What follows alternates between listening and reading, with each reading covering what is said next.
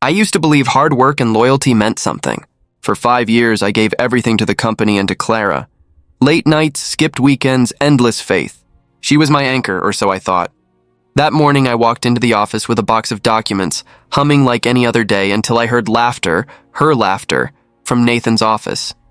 I froze at the doorway. "Clara?" I called, half smiling. "You're early." She turned, startled for a split second, then smirked. Nathan leaned against his desk, his tie loose, his hand still resting too close to her waist. My heart stopped. "Ethan," she said casually, "you should have knocked. What's going on?" My voice came out sharper than I intended.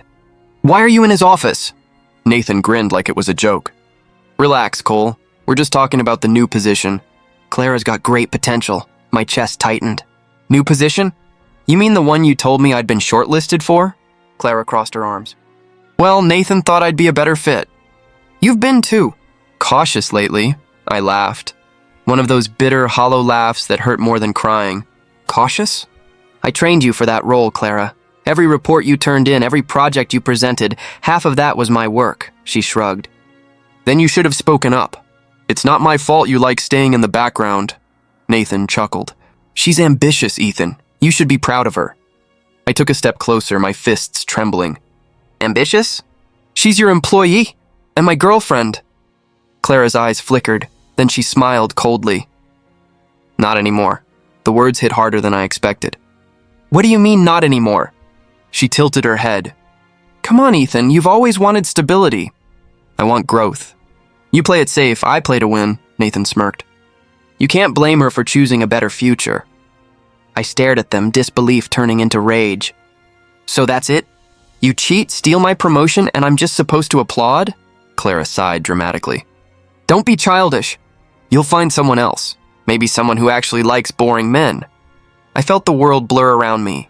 The office that once felt like home now looked like a stage built to humiliate me. My colleagues' whispers behind the glass walls burned into my skin. "Grow up, Ethan," she added, voice dripping with mock pity. "You'll never be more than an employee." That was the final straw. I set the box on Nathan's desk and looked straight at her. "You're right. I won't be an employee forever," Nathan frowned. "What's that supposed to mean?" "It means," I said, my voice steady now, "one day I'll be the man who signs your paychecks." Clara laughed, a cruel ringing sound that echoed in my ears. "You? You can barely afford rent," I smiled, just enough to hide the ache in my chest. "Then I guess I have work to do." Nathan's smug expression shifted slightly. "Cole, let's not make this dramatic." "Business is business," I glanced at him. "And betrayal is betrayal. Don't confuse the two." He raised his eyebrows. "You're emotional right now." "Take a week off." "Cool down." I turned toward the door. "No need." "I quit." Clara's laughter followed me out of the room. "Good luck finding another job." She called after me. I didn't look back. The hallway felt longer than ever, every step echoing like a farewell to the man I used to be. People stared, whispering, pretending not to. I kept my head high. When I reached the elevator, I finally exhaled. My hands were shaking, but my voice was calm when I muttered, "You'll regret this, Clara. Both of you will." The elevator doors closed, and I caught my reflection in the mirror. Tired eyes, a broken smile. That was the day I buried the old version of myself. The naive one who believed loyalty mattered. By the time I stepped out of the building, the sky had turned gray. The city noise drowned out the chaos in my mind. I looked up and whispered, "They laughed today, but one day they'll choke on it," and I meant every word. I lost track of days after I quit. My phone stopped ringing. My inbox filled with silence. I slept on a couch that smelled like old coffee and regret. The apartment was tiny, the rent overdue, and my heart felt heavier than my bank account. Liam showed up one evening with takeout. "You look like a zombie," he said, tossing a bag of noodles on the table. "Thanks," I muttered. "It matches how I feel." He scanned the room, shaking his head. "When was the last time you left this place?" "Does it matter?" I slumped into the chair. "No job, no girlfriend, no future." "Leaving the apartment doesn't fix that," he sighed. "You can't keep hiding, Ethan. They already took enough from you. Don't hand them the rest." I stared at the floor. "They didn't just take my job, Liam. They took who I was. I believed in them." "Then stop believing in them," he snapped. Believe in yourself for once, I laughed bitterly. That's easy for you to say. You didn't watch the person you love choose money over you. He leaned forward. No, but I've watched you destroy yourself over someone who doesn't deserve your pain. You think Clara or that snake Nathan is losing sleep? They're celebrating while you rot in here. His words stung. So what do you suggest? Magic my life back together? No, he said quietly. Start building something new. You've got the brains, the skill, hell, half the projects at that company had your name all over them. I rubbed my temples. And where does that get me now? It gets you a choice, he said. You can stay here drowning in pity, or you can make them regret underestimating you. Something in his tone hit differently this time. I didn't answer right away. The silence stretched between us until the hum of the fridge filled it. Liam stood. I'll check on you tomorrow. At least take a shower. You smell like betrayal. Thanks for the reminder, I said, forcing a small grin. After he left, I sat in the dark for hours. The city lights flickered through the cracked blinds, painting thin lines across the floor. My reflection in the window looked like a stranger. Empty eyes, unshaven face, a man who'd lost everything.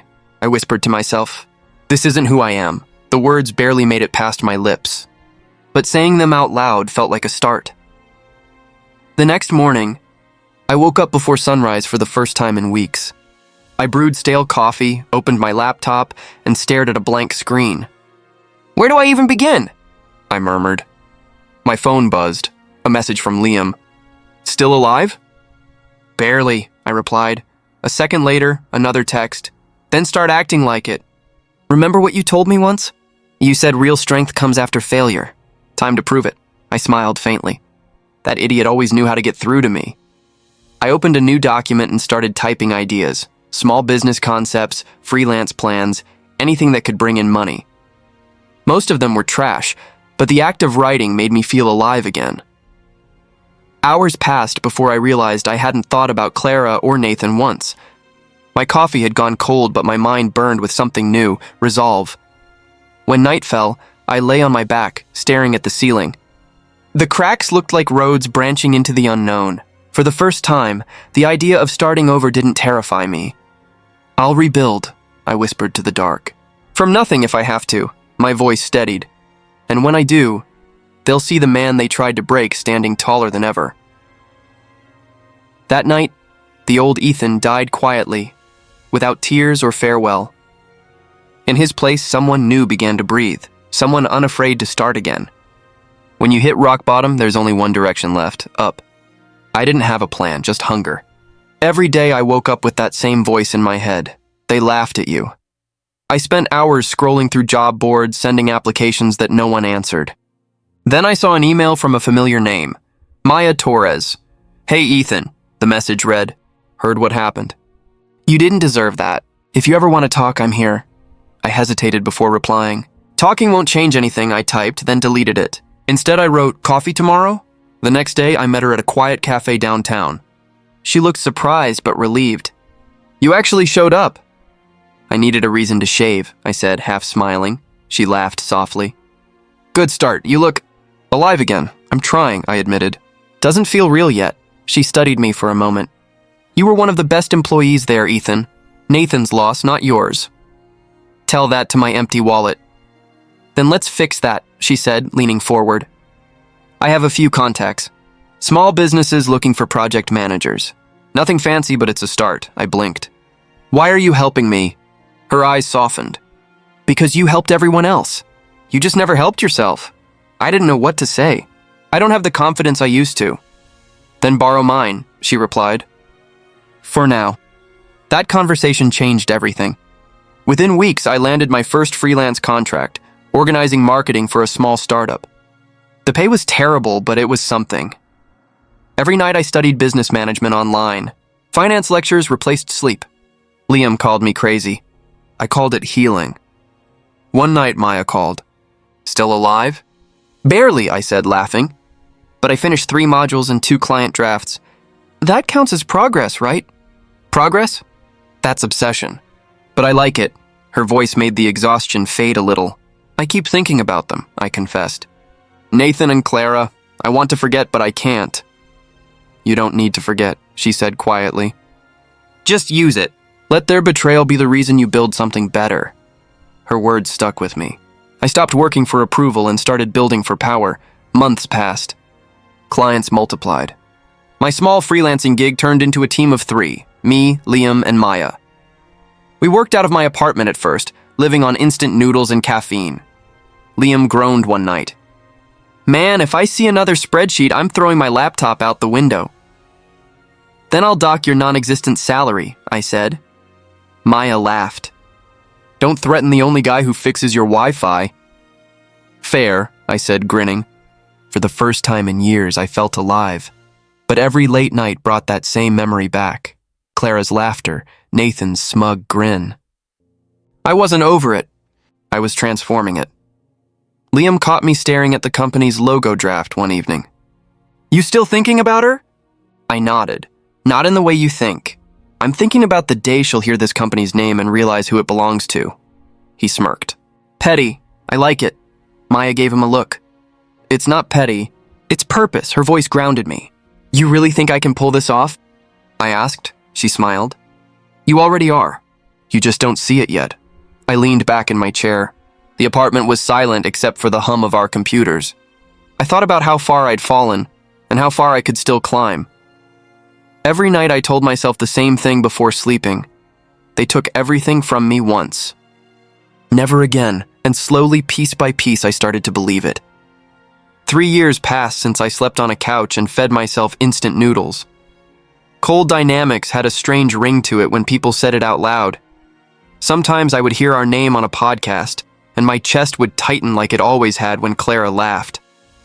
Other times I felt proud, quiet pride, the kind that doesn't scream but settles like calm. Mr. Ross will see you now, Maya said, peeking into my office. She had the same steady look she always did. Ready? Ready as I'll ever be, I answered. My hands were steady, but my heart pounded like a drum. Does he know I'm coming with numbers and not excuses? Daniel's a numbers man, she said. Bring him numbers. We walked into the glass conference room, and there he was.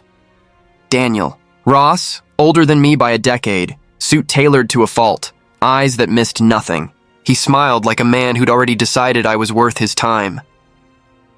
Ethan Cole, he said, standing to shake my hand. His grip was firm. I've heard good things. Only because of my team, I replied. They built this with me, Daniel chuckled. Humble, I like that. But tell me, what do you want from a partner? I leaned forward. Growth, mentorship, capital when the time comes, and freedom to steer the ship. He smiled slowly. Ambition looks good on you. But I don't back fantasies. Show me the traction. I opened the folder and laid out charts, client lists, and projections. Maya passed the tablet and Liam added notes, his eyes bright with the same hunger I felt. When we finished, Daniel steepled his fingers. Impressive, he said. Your burn rate's acceptable. Your churn is low. Your product market fit is improving. But scaling will require discipline. Are you prepared to lead that discipline? I met his gaze. I already have in every late night and every lost weekend. I've paid in sweat. He nodded. Good. I'll offer you a partnership under one condition. You allow me to place one of my people on your board. Someone who keeps you honest. Maya glanced at me. Can we handle that? I can, I said without thinking. If it helps us grow, I accept. Daniel grinned. Excellent. Make them remember your name. After the meeting, Maya squeezed my shoulder. See? I told you he'd like you. Liam laughed. You mean you told yourself that and it happened? I smirked. Call it optimism with a business plan. That night, in the small celebration we forced in the office, I caught myself watching the team. Olivia, our newest intern, asked a question about brand voice, and I answered, feeling the old instinct return. Teach, correct, uplift. The office buzzed with possibility. For the first time, success felt like something I earned and not something I stole. The evenings were different now. I drank less, slept more, and when Clara's name slipped into my head, I treated it like a test. Did it pain me? Yes. Did it stop me? No. Weeks turned into months. Our client list tripled and Daniel's connections opened doors I didn't know existed. He called sometimes, gruff on the phone but direct. Expand in the South region, he'd bark. Hire local, cut the fluff. I followed his advice. We grew. With growth came attention, emails from old colleagues, mentions on social feeds, and once a newsletter that linked Coal Dynamics with a line that made my stomach clench. Former employee rises to buy out failing firm. Nathan's name was attached beneath, in a small blurb about his company's struggles. I didn't celebrate when I saw Nathan's name. The moment felt too cheap. Instead, I closed the tab and walked outside. The air was cool and sharp. Maya found me on the terrace. "You okay?" she asked. I nodded slowly. "I'm learning that revenge tastes like steady work." She smiled. "Good. Don't choke on it." I laughed. "I won't. I want them to remember the name, but I also want to sleep at night." She looked at me thoughtful. "That's the real victory, Ethan." I watched the city lights and whispered, "Then we keep building." And we did. Daniel's advice became our map. We hired smart, fired quietly, and focused on product. Investors came and went, but Daniel stayed, stern, encouraging, always with a checklist. Once he called me at midnight. "Ethan," he said, voice tired. "There's a meeting tomorrow, Nashville. You ready to pitch without me?" "Born ready," I lied, and he chuckled. "Good, don't blow it." I didn't. We closed the deal. People started to nod when Coal Dynamics was mentioned. Some even asked for introductions. Emails with job offers from former coworkers trickled in, awkward and small. I didn't reply. One afternoon, an old recruiter sent a message. "Nathan Reed's company is in trouble. Heard you might be interested." I stared at my screen, hands steady. The thought that once would have made me squirm now felt like a map. Maya found the message and raised an eyebrow. "We looking?" "We're building a company, not traps," I said. She shrugged. "Sometimes doors open themselves." I smiled inwardly. "Then we walk through them with our heads held high. Tomorrow waits for those who persist." When I walked into the boardroom, I felt it before I saw it. Fate's cold hand gripping my shoulder. The air felt heavier, the kind of silence that announces something cruel, and then I saw them. Nathan, Clara, sitting across the table like ghosts dressed in suits. For a second, I couldn't move. The years collapsed into one sharp moment. Her eyes widened, his jaw clenched. "Mr. Cole," one of the merger consultants said, oblivious. "This is Reed Tech's executive team," I smiled faintly. "I know." Clara's voice broke the silence. "Ethan!" she whispered, barely breathing my name. I met her gaze and let the corner of my mouth lift. "It's been a while." Nathan shifted in his seat. "So you're the new investor?" "Investor," I repeated, sliding into my chair. "Acquirer, potentially. Depends on how this meeting goes." Maya sat beside me, stone-faced. She glanced between them and me, sensing everything without a word. Clara swallowed hard. "You own Coal Dynamics?" "I built it," I said. "From the ground up." The consultant began his presentation, but no one was really listening. The air was charged, fragile. I could hear Clara's nervous breath, see Nathan's knuckles whiten around his pen. When the charts came up showing Reed Tech's losses, I leaned forward. "Looks like your numbers took a dive last quarter." Nathan forced a smile. "Temporary setback. The market shifted. Or leadership failed," I said, my tone flat. He stiffened. "Careful, Ethan, this isn't personal," I chuckled quietly. "Isn't it?" The room went still. Even the projector's hum seemed louder. Maya cleared her throat, cutting the tension. "Let's focus on synergy potential, shall we?" But Clara couldn't stay quiet. "You're really doing this?" she said, eyes searching mine. "After everything?" I looked at her fully now, letting her see what she left behind. "Doing what, Clara?" "Running a company? Succeeding? Breathing?" Her lips trembled. "I didn't mean to hurt you." "Funny," I said. "You laughed when I begged for an explanation," Nathan interjected, voice sharp. "That's enough. This is business." "Then let's talk business," I said, flipping open the file. Reed Tech is bleeding money. Your last 3 contracts failed. You need a buyer or you'll fold within 6 months. He glared. You think you're better than me now? I met his stare. No, Nathan. I know I am. The silence that followed was electric. Clara looked down, shame painting her face. I should have felt satisfaction, but what I felt instead was distance, a cold, quiet clarity. Maya leaned closer, whispering, Do you want to proceed or walk away? I'm not done yet, I murmured. Nathan's tone softened, trying to mask desperation. We can make this work, Ethan. Partner up. Let bygones be bygones. Bygones, I repeated slowly. That's rich, coming from the man who told me I'd never make it past mid-level management. He clenched his teeth. That was years ago. Yet it echoes, doesn't it? Clara's eyes glistened. Ethan, please don't do this, I turned to her.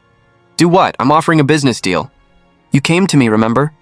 She blinked rapidly, trying to hold her composure. You could destroy us with a word. I leaned back, calm. If I wanted destruction, I wouldn't be sitting here. I'd be watching from a distance while you crumble. The consultant cleared his throat nervously. Shall we review the merger proposal? Continue, I said. He spoke, but the words barely mattered. I watched Clara's hands tremble slightly as she tried to look professional. Nathan avoided eye contact altogether. When the presentation ended, Maya summarized our offer. Clean, fair, but firm. Mr. Cole's proposal gives Reed Tech a lifeline, she said. But it also places him in full control. Nathan's face darkened. So I'd be working for you. I smiled thinly. You already are. You just haven't signed the papers yet. He slammed his pen down. You smug... Careful, I cut in quietly. We're in my world now, Clara whispered. You've changed. Change was the only option, I said. You taught me that. Her eyes filled with regret. I was stupid. Yes, I said softly. You were. The meeting ended in silence. They gathered their things slowly, the weight of reality sinking in. As they stood, Clara looked back at me one last time. You really don't hate me anymore? She asked. I shook my head. No. Hate means you still matter. Her breath hitched, but she said nothing. When they left, Maya turned to me. That was brutal, I exhaled. Necessary. Feel better? I looked out the window, the city gleaming below. No, I said, but I feel free, and for the first time in years, I meant it. Nathan greeted me at the door of Reed Tech's conference room with a grin that didn't reach his eyes. Ethan, or should I say Mr. Cole, it's good to see you again, my friend. Friend? I said, shaking his hand just long enough to make him uncomfortable. That's a new one, he laughed awkwardly. Come on, let's not dwell on the past. We've all moved on, right? I sat down, my fingers drumming lightly on the polished table. You might have moved on, Nathan, but some of us had to rebuild from the ground up. Clara avoided my gaze, her posture tight. She looked smaller now, muted, almost afraid of her own shadow. Nathan tried to fill the silence. We're all professionals here. I think we can agree this merger benefits everyone. Merger? I said. I thought it was a buyout. He froze for half a second. A strategic partnership, he corrected quickly. Maya smirked beside me. Strategic, sure. As long as you ignore the debt, the lawsuits, and your unpaid suppliers. Nathan forced another smile. That's temporary. Once we combine our resources, everything will stabilize, I leaned back. Greg? His young assistant, a pale guy with shaking hands, looked up nervously. Yes, Mr. Cole? Would you mind explaining your company's financial position? I asked, voice calm. Nathan's smile cracked. That won't be necessary. But Greg, too scared to defy me, blurted out, We're 3 months behind on payroll and lost our biggest client last week. The silence hit like a thunderclap. Nathan's head snapped toward him. Greg, I didn't move. Thank you, I said simply. That's all I needed to hear. Greg swallowed hard. Sorry, sir. I thought you already knew. Nathan slammed his fist on the table. Get out! Greg bolted, nearly tripping over the doorframe. The moment he left, I turned my eyes back to Nathan. So, the truth finally walks in. Clara spoke softly. Ethan, please, this isn't what it looks like. I raised a brow. You mean your company isn't collapsing, your husband isn't lying, and you didn't betray me for him? Her voice cracked. I didn't know what he was planning, Nathan snapped. Enough, Clara. I looked at him. Still silencing her, huh? Some things never change, he glared at me. You think you're better than us because you got lucky? Luck? I laughed. You call 3 years of 12-hour days and no sleep luck? Maya leaned forward, sliding a folder across the table. Here's the deal. Cold Dynamics will acquire Reed Tech for a symbolic $1. Nathan blinked. $1? I nodded. And in return, I'll take full ownership. Assets, liabilities, patents, everything. Clara's lips parted. That's robbery, I smiled slightly. No, that's business. Nathan's jaw tightened. And what happens to us? I tapped the pen against the folder, pretending to think. You stay, he frowned. Stay? As employees, I said. Nathan, you'll manage operations under my supervision. Clara, HR. The air turned solid. Clara's mouth fell open. You can't do this! Watch me. Nathan rose to his feet. You're humiliating us. I met his fury with calm. No, I'm giving you a chance to survive. You should thank me. He paced, trying to hold on to his pride. This is insane. We can't work under you. Then don't, I said. But you'll lose your severance, your shares, and what's left of your reputation. Clara whispered. You're enjoying this. I shook my head slowly. No, I stopped enjoying pain a long time ago. This isn't revenge, it's closure. Nathan's hands trembled. You'll regret this. I already did, I said. For 5 years, Maya broke the silence. You have 24 hours to sign the agreement. After that, Cold Dynamics walks away and Reed Tech collapses. Nathan looked trapped, his mask of confidence finally crumbling. Clara stared down at her shaking hands, whispering something I couldn't hear. I stood, adjusting my suit jacket. It's poetic, really. The man who thought I'd never rise now begs for my help. The woman who laughed at me now reports to me. Clara finally met my eyes. Is this who you've become? I held her gaze. No, Clara, this is who I always was. You just never looked close enough. She looked like she wanted to speak but didn't. Nathan's silence filled the room. I walked toward the door. You have until tomorrow. Choose wisely. Maya followed me out. In the hallway, she said quietly, You didn't have to go that hard. I know, I said, but I wanted them to feel it. We reached the elevator. I caught my reflection in the mirrored wall, steady, cold, unfamiliar. Do you feel better? She asked. I pressed the button. Not better, I said. Just done pretending I ever lost. Every morning, I'd walk into the office and see Nathan already there, sitting at the far end of the conference table, pretending to work while silently choking on pride, mourning. Nathan, I'd say. He'd force a smile. Morning, sir. That sir never got old. Clara would glance up from her desk, her voice softer. Good morning, Ethan. I'd nod briefly. Mrs. Reed. Her eyes always dimmed when I called her that. It reminded her that the distance between us wasn't just professional, it was permanent. Maya, now my operations director, was the only one who spoke freely around me. You're enjoying this a little too much, she said one afternoon, dropping a report on my desk. I leaned back. Enjoying what? Watching them squirm, she said. I smiled faintly. I'm just managing my employees, she crossed her arms. You're managing karma, I didn't deny it. Nathan's performance reviews were disasters. Every meeting exposed another flaw. Mismanaged accounts, lost clients, excuses stacked on top of each other. Explain this loss, I said, holding up a report one morning. He stammered. It was an unforeseen delay. Supplier issues. Then fix it, I said. You wanted leadership. Lead. He looked down. Yes, sir. The room went quiet. His assistant stared at the table, terrified to move. Later, Maya pulled me aside. You're breaking him, I shrugged. He broke me first, she sighed. That's not the same thing, Ethan. I looked out the window. Feels the same. Rumors started spreading within weeks. Some said Clara had been crying in the restroom. Others whispered she'd tried to talk to me privately and I refused. One evening, as I was leaving, she finally cornered me by the elevator. Ethan, please, she said softly. Can we talk? I pressed the button. About what? About us, she said. About forgiveness. I met her eyes. You don't need my forgiveness, Clara. You need your own. She flinched. I made a mistake. No, I said. You made a choice. You just don't like where it led. The elevator dinged. I stepped in. She didn't follow. The next morning, Nathan came storming into my office, red-faced. You've humiliated me enough. I didn't even look up from my laptop. Close the door, he slammed it shut. You've been gunning for me since day one. You wanted revenge. Congratulations, you got it. I finally looked at him. You think this is revenge? This is accountability, he laughed bitterly. You think you're better than me now? I don't think, I said quietly. I know, his face twisted. You'll regret this, Ethan, you're no saint. I never claimed to be, I said. But I never stabbed anyone in the back to climb higher. He left without another word, slamming the door so hard the glass rattled. Maya walked in seconds later. What happened? He finally realized who's signing his paychecks, I said. She frowned. You could have fired him months ago.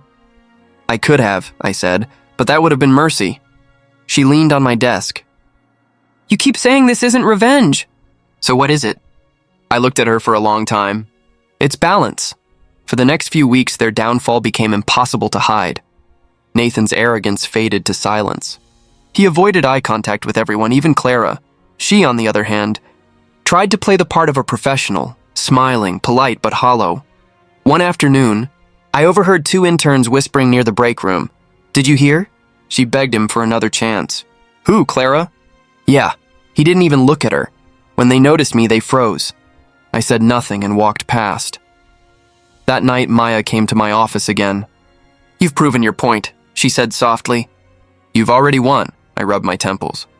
Winning doesn't feel like I thought it would, because it's not winning, she said. It's holding on, I glanced at her. You think I should let go? I think you should stop carrying them, she said. They're not worth the wait. I stared out the window. The city lights blurred in the glass. I'll think about it, she smiled faintly. Good, because the Ethan I know doesn't need to destroy people to rise. Her words lingered long after she left. The next morning, Nathan handed in his resignation. No drama, no speech, just a quiet envelope left on my desk. Clara didn't say a word when she cleared her desk later that week. She just paused by my door, eyes heavy with regret. Goodbye, Ethan, she whispered. I didn't look up. Goodbye, Mrs. Reed. When the door closed, I exhaled for what felt like the first time in years. Was it satisfaction? Maybe, but more than that, it was silence. The kind of silence that sounds like justice. It was late, long after everyone had gone home. I was reviewing quarterly reports when I heard the knock. Soft, hesitant. Come in, I said without looking up. The door opened, and I felt the shift in the air before I saw her. Clara. Her voice was barely a whisper. You're still here, I didn't look up. It's my company. I tend to stay late. She took a shaky breath. I didn't know where else to go. I finally glanced at her. She looked exhausted, makeup smudged, eyes red, hands trembling. What do you want, Clara? I asked quietly. She stepped closer. To talk, please. I closed the file. About what? The weather? The past? She flinched. About us. There is no us, I said. Not anymore, she nodded slowly. I know, but I need to say this. I leaned back in my chair, silent. Her voice broke. I destroyed everything. You were the only one who ever loved me, and I threw it away. I didn't answer. I thought Nathan cared, she continued. But he just wanted what you had, your ideas, your drive, your light. When things got hard, he blamed me for everything. Sounds familiar, I said. She wiped her tears. I deserve that. Deserve, I echoed.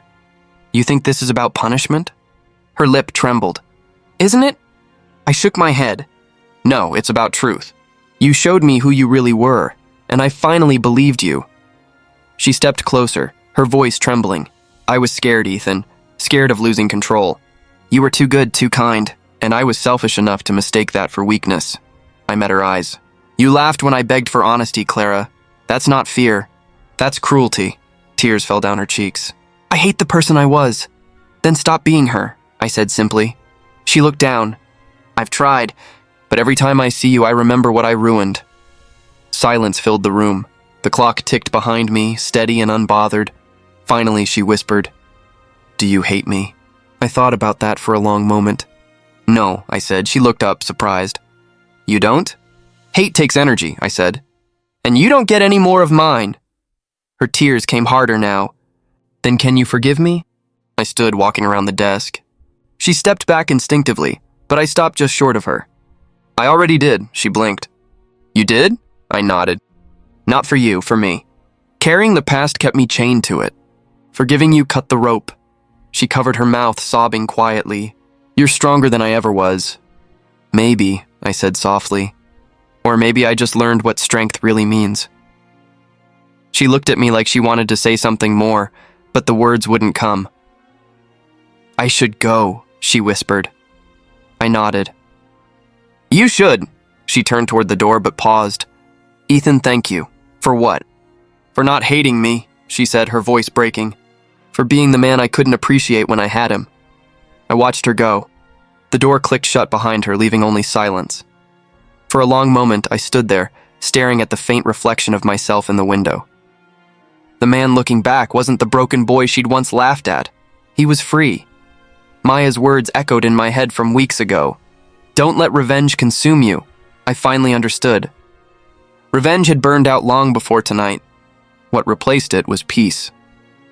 I turned off the office lights and whispered to the empty room. Goodbye, Clara. This time, it didn't hurt. The boardroom was silent, the kind of silence that hums before a storm. Nathan sat across from me, his smile brittle, his palms slick with fear. I looked around the table. We've reviewed the audit results, I said evenly. Would you like to explain the discrepancies, Nathan? He laughed, nervous and thin. Come on, Ethan, you know how these reports can look. A few misplaced numbers, I cut him off. Try again. He glanced at the others. It's not what it seems. The consultants didn't forge invoices, I said. You did! The room erupted in murmurs. Greg, his former assistant, sat near the end of the table, eyes glued to his hands. I turned to him. You verified the data? Greg nodded weakly.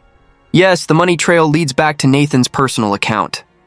Nathan slammed his hand on the table. You little rat! Enough, I said sharply.